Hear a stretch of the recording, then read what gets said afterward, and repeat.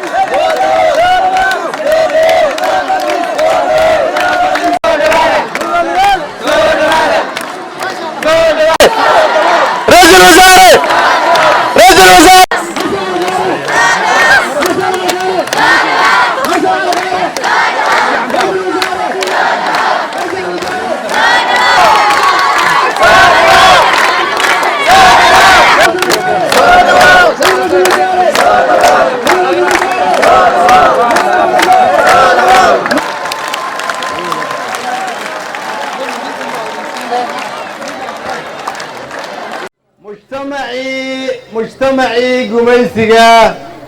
من ساد كسارو مركع عدي من ودبع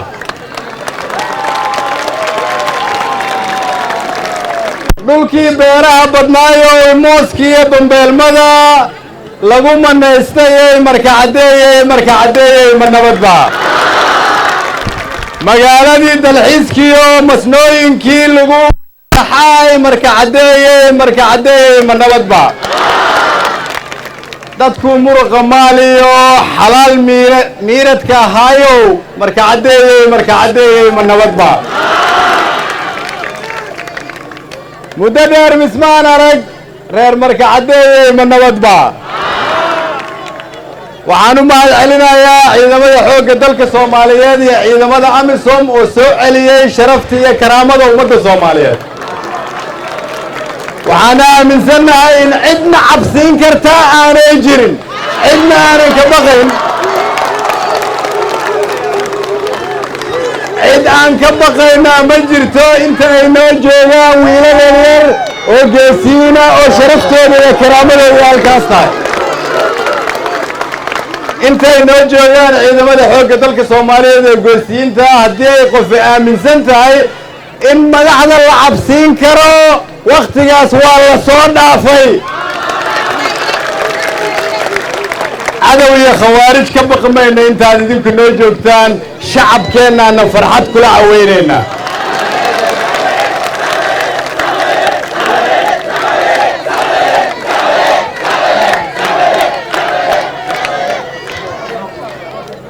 magaaladan waxaa loogu talagalay inay ahaato magaaladii dalxiiska adduunyada dhan ay dadku isaga yimaadaan magaaladan waxaa loogu talagalay magaaladii ganacsiga oo Afrika iyo Aasiya wax looga dhoofiyo magaaladan waxaa loogu talagalay inay ahaato astaantii taariikhda ummadda Soomaaliyeed maanta waxaan idinkugu yimid inaan idiin sheego inaan diyaar nahay inaan intaas idinkala shaqeyno inaan dib u soo nooleyno sababtu waxay tahay rajada iyo sharafta maanta aan ku noolnahay waxa dhaliyay idinka iyo ciidankiina oo iskaashaday iskana difaacay cadowga iska xoreeyay yirina waxaan soo celinaynaa sharafta iyo karaamada ummadda Soomaaliyeed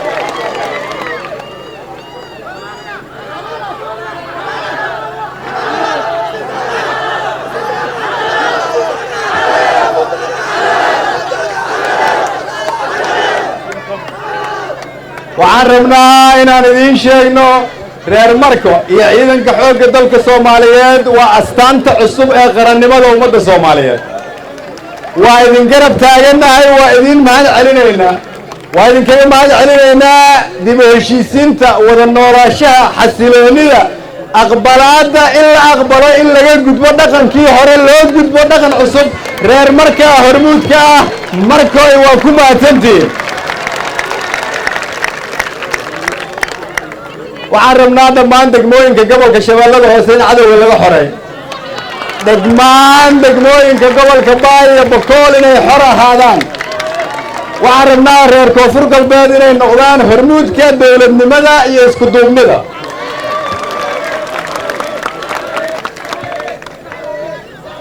dhalinyarada Soomaaliyeed waa inaan shaqo u abuurnaa waa inaan dib u dhiska magaalada idin kala shaqeynaa waxaa la iga codsaday inaan halkan ka sheego in dhalinyaradii banooniga halkaas igu tusaysay inay ciyaarto in dawladda federaalku ay kala shaqayn doonto laga bilaabo maalinta berri ah in garoonkiina ciyaaraha la idin dhiso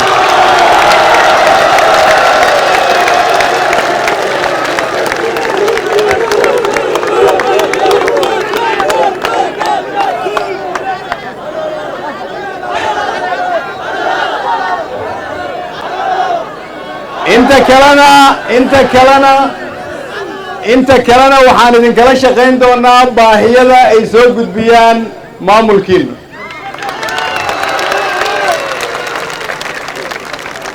markaan idin leeyahay waa dhammaatay waqtigii la cabsan jiray waqtigii la shakin jiray waqtigii cadow aan tabar lahayn oo ummadda Soomaaliyeed been u sheegi jiray